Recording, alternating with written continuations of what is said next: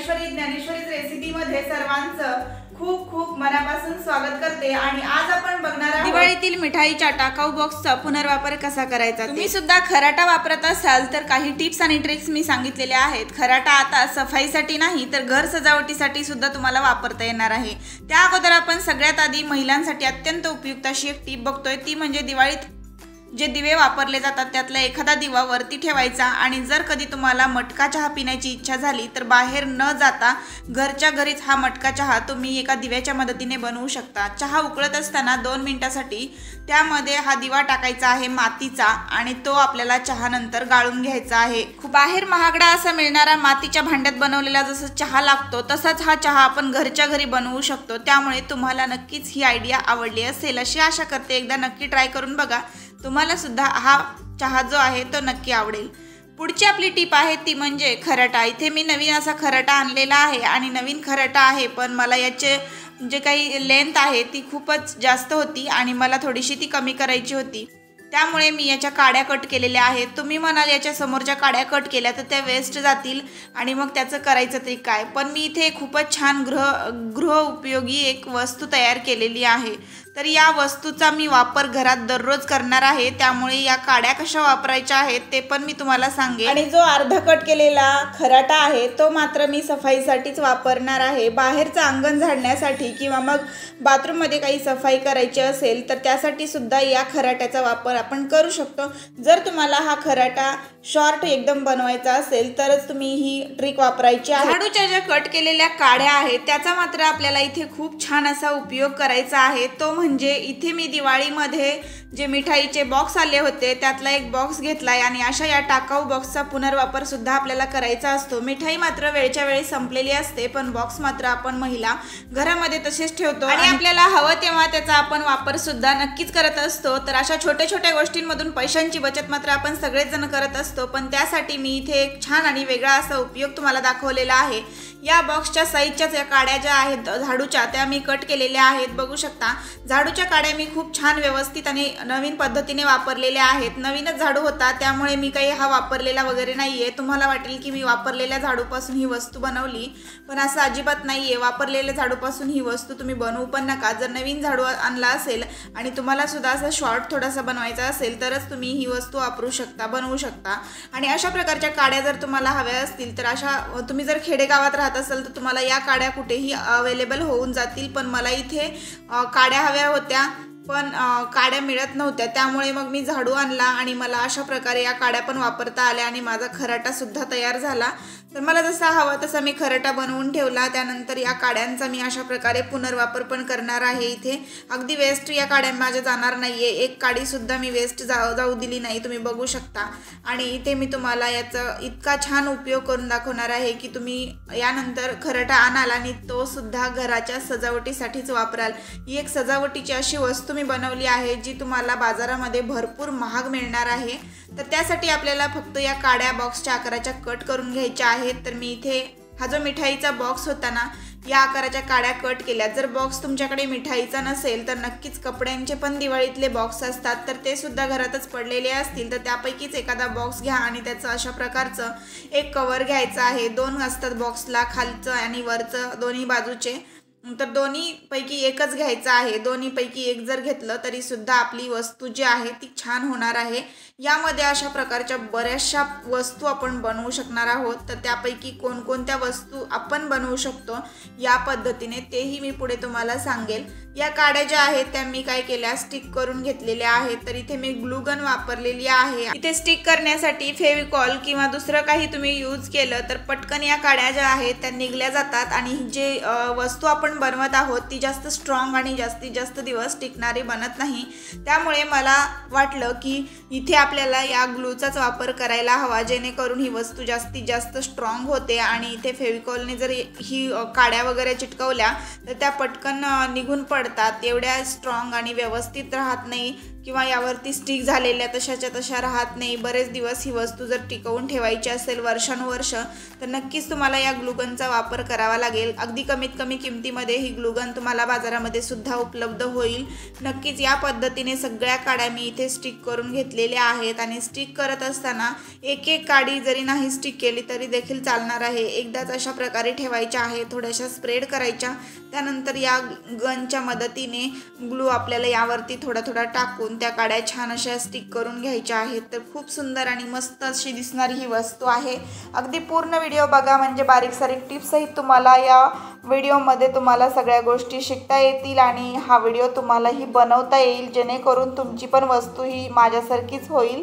आणि काहीही गोष्टी लक्षात नाही आल्या तर मग व्हिडिओ पूर्ण चुकतो आणि तुम्ही जर ही वस्तू ट्राय केली तर तुम्हाला सुद्धा त्यातल्या मग बऱ्याचशा गोष्टी कळत नाही. त्यामुळे व्हिडिओ तुम्ही नक्की शेवटपर्यंत बघाल अशी आशा करते. आणि व्हिडिओ जर तुम्हाला शेवटपर्यंत बघितल्यानंतर आवडला तर व्हिडिओला लाईक करा, शेअर करा आणि चॅनलला सबस्क्राईब नक्की करा. नवीन असाल तर चॅनलला सबस्क्राईब केल्यानंतर समोरची घंटी आहे त्यावर क्लिक करून ऑलवर क्लिक करून ठेवा, म्हणजे आपल्या चॅनलवर येणाऱ्या दररोजच्या व्हिडिओचं नोटिफिकेशन सगळ्यात आधी तुमच्यापर्यंत पोहोचतं आणि सगळे व्हिडिओज तुम्हाला अगदी सहज पाहता येतात. आणि सगळ्यात महत्त्वाचं म्हणजे तुम्ही माझा हा व्हिडिओ कुठल्या गावातून आणि कुठल्या शहरातून बघत आहात ते मला मात्र कमेंटमध्ये सांगायला अजिबात विसरू नका. तुम्ही जर हा माझा व्हिडिओ कुठल्या गावातून पाहत आहात हे मला कळालं तर मला सुद्धा खूप आनंद होतो आणि मला हे कळतं की माझा व्हिडिओ जो आहे तो कुठपर्यंत पोहोचला आहे. तर या पद्धतीने मी इथे सगळ्या काड्या ज्या आहेत त्या ग्लूगनच्या मदतीने पूर्णपणे स्टिक करून घेतल्या आणि स्टिक केल्यानंतर ह्या अजिबात इकडून तिकडे हालत नाही आहेत. तर अगदी व्यवस्थित आणि स्ट्रॉंग असा हा टूल तयार होतोय. आणि ही जी वस्तू आहे ती जर तुम्ही मॉलमध्ये किंवा बाहेर कुठेही घ्यायला गेलात तर अगदी ही हँडमेड आणि डिझायनर अशी वस्तू आहे जी तुम्हाला बाहेर मार्केटमध्ये खूप जास्त महाग मिळेल. कारण हँडमेड वस्तू ज्या असतात त्या खूप जास्त महाग मिळतात, त्यामध्ये भरपूर मेहनत घेतलेली असते आणि सगळ्यात महत्त्वाचं म्हणजे ही वस्तू युनिक असते. ही तुम्हाला मार्केटमध्ये अशाच प्रकारची दुसरी वस्तू नाही मिळणार. त्यामुळे मी छान अशी ही डिझाईन माझी शेअर केली तुमच्यासोबत. आणि सगळ्यात महत्त्वाचं ही वस्तू जी आहे ती घरच्या घरी सगळ्यांना बनवू शकता, तुम्ही सगळेजण बनवू शकता कमी खर्चात. अगदी टाकाऊच वस्तूंपासून आहे, एकही रुपया खर्च न करताच आहे. त्यामुळे तुम्हालाही लक्षात आलं असेल की या वस्तूसाठी आपल्याला कुठलीच वस्तू विकत आणायची नाही आहे, काहीही खर्च करायचा नाही आहे. टाकाऊच आपला हा बॉक्स होता पडलेला. आणि या ज्या काड्या आहेत त्या नवीन खराटा घेतल्यानंतर त्याच्या थोड्याशा कापून घेतल्या तरी चालतील. आणि ज्या टाकाऊ दांडिया असतात त्याचाही वापर आपण केलेला आहे. आणि जर खेडेगावात असेल जसं मी तुम्हाला मगाशी सांगितलं तसं, तर खेडेगावात अशा प्रकारच्या काड्या भरपूर मिळतील. तर काड्यांपासूनच ही वस्तू तयार होईल. दिसायला अप्रतिम अशी दिसणारी, बाहेर एक्सपेन्सिव्ह मिळणारी ही वस्तू जर घरामध्ये बनवली ना तर काहीच वेळ लागत नाही. 10 ते 15 मिनिटात ही वस्तू तयार होते.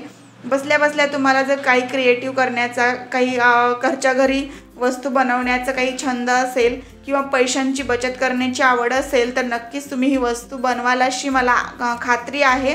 आणि महिलांसाठी तर खूपच उपयुक्त अशी ही वस्तू आहे. बघा, तयार झाल्यानंतर ही वस्तू दिसायला पण खूप अप्रतिम दिसणार आहे. काय वस्तू आहे ते पण दाखवते. यामध्ये मी प्रत्येक जी वस्तू वापरली ती सगळ्याच वस्तू ज्या आहेत त्या घरामध्ये प्रत्येकाच्याच असणार आहेत. मी आता इथे काय केले, जो बॉक्स आहे ना त्याचे जे काठं होते अशा प्रकारचे, तर त्या काठांना सुद्धा जिथे फोल्डिंग होती ना तर ते फोल्डिंगसुद्धा मी पूर्ण कवर केलेली आहे अशा प्रकारच्या काड्यांनी. जेणेकरून काय होतं की साईडची जी बाजू असते तिथे थोडाफार कलर असतो फोल्डिंगमध्ये पेपरचा, तर तो कलर जो होता नेव्ही ब्लू कलर तो दिसून येत होता खूप जास्त.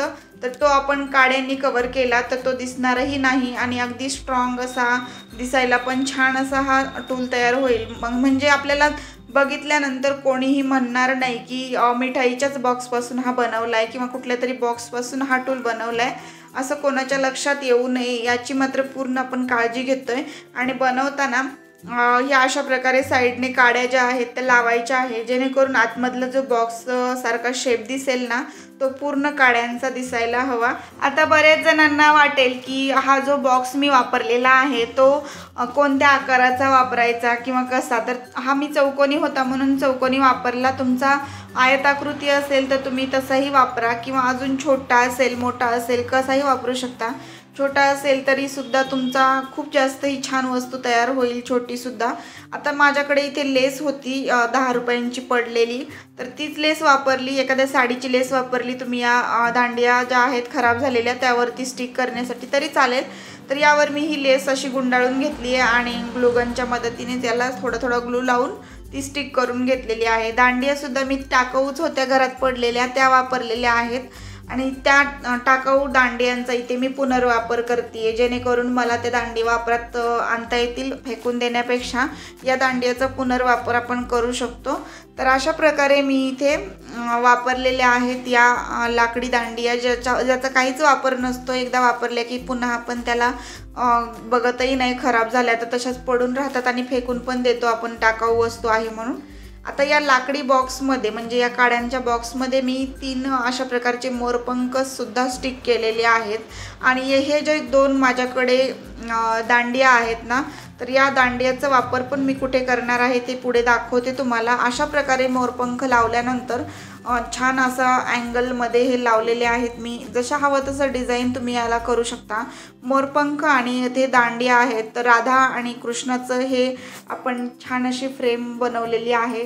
जर तुम्ही मोरपंखाकडे बघितलं तर तुम्हाला कृष्ण आठवेल आणि या दांडिया ज्या आहेत याकडे बघितलं तर लगेच लक्षात येईल की ही राधेच्या हातामध्ये दांडिया असतात. त्यामुळे बघू शकता तुम्ही अशा प्रकारे राधाकृष्णाचं प्रतीक किंवा एक फ्रेम तयार झाली, जी तुम्ही डेकोरेटिव्ह म्हणून वापरू शकता. डेकोरेटिव्ह आयटम म्हणून बाहेर खूप एक्सपेन्सिव्ह मिळणारी आहे. ही थीमसुद्धा मी सिलेक्ट करताना खूप जास्त विचार करून केली, जेणेकरून ही दिसायला सुंदर अशी फ्रेम होईल पण त्याला सूटसुद्धा करेल ह्या सगळ्या गोष्टी. तर इथे मोरपंख आपण भिंतीवर वेगवेगळ्या पद्धतीने लावतच असतो, कारण इकडे तिकडे मोरपंख पडू देत नाही आपण. ते श्रीकृष्णाचे मोरपंख असतात, तर ते घरामध्ये आपण ठेवले तर चांगल्या ठिकाणी व्यवस्थित ठेवतो. तर त्यासाठी ही फ्रेम बनवली ना तुम्ही, तर अगदी मोरपंख भिंतीवर राहतील व्यवस्थित. जिथे हवं तिथे तुम्ही ही फ्रेम लावू शकता. आणि मोरपंख जिथे भिंतीवरती ज्या कोपऱ्यामध्ये आपल्याला लावायचे असतील ना, तिथेच तुम्ही ही फ्रेम लावा, जेणेकरून ही फ्रेमसुद्धा छान दिसेल आणि मोरपंखही मस्त असे यामध्ये बसतील. कसं वाटलं तुम्हाला हा घरच्या घरी बनवलेली फ्रेम ते मला कमेंट बॉक्समध्ये नक्की सांगा. नवीन असाल तर चॅनलला सबस्क्राईब करा. आजचा व्हिडिओ तुम्हाला खरंच आवडला असेल तर व्हिडिओला लाईक करा. जास्तीत जास्त तुमच्या मित्रपरिवारासोबत हा व्हिडिओ नक्की शेअर करा. आणि पुन्हा भेटू आपण अशाच एका छानशा व्हिडिओसोबत. आणि हो, आजचा व्हिडिओ तुम्ही शेवटपर्यंत पाहिला त्याबद्दल सर्वांचे मनापासून धन्यवाद.